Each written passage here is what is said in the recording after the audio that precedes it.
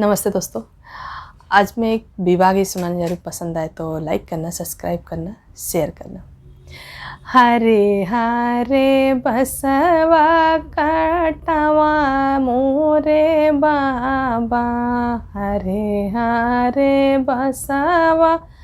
काटवा मोरे बाबा,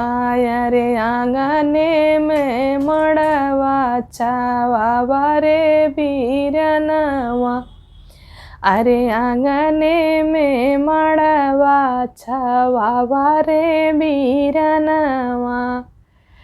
भीतरा से निकरी है बहिनी कवनी देई, भीतरा से निकरी है बहिनी कवनी दे,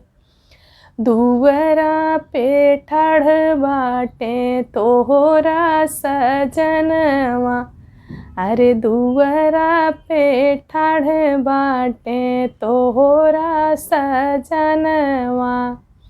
अंगना में माई रोए दुलारी बेटी कही के, अरे अंगना में माई रोए दुलारी बेटी कही के,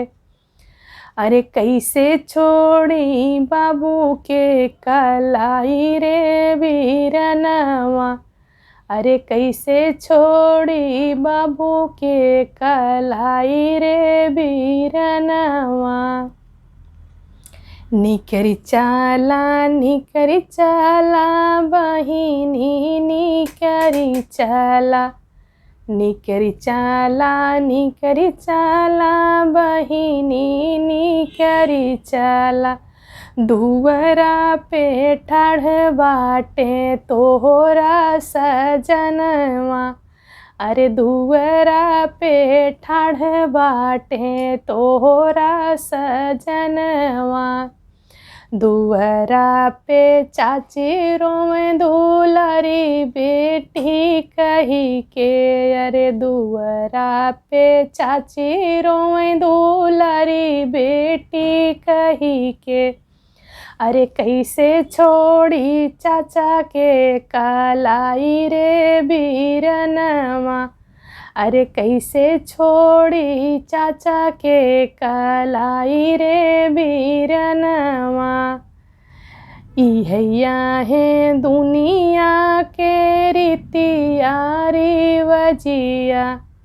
यही है दुनिया के रीतिया रिवजिया, अरे यही लिए बिटिया पराई रे बहिनिया,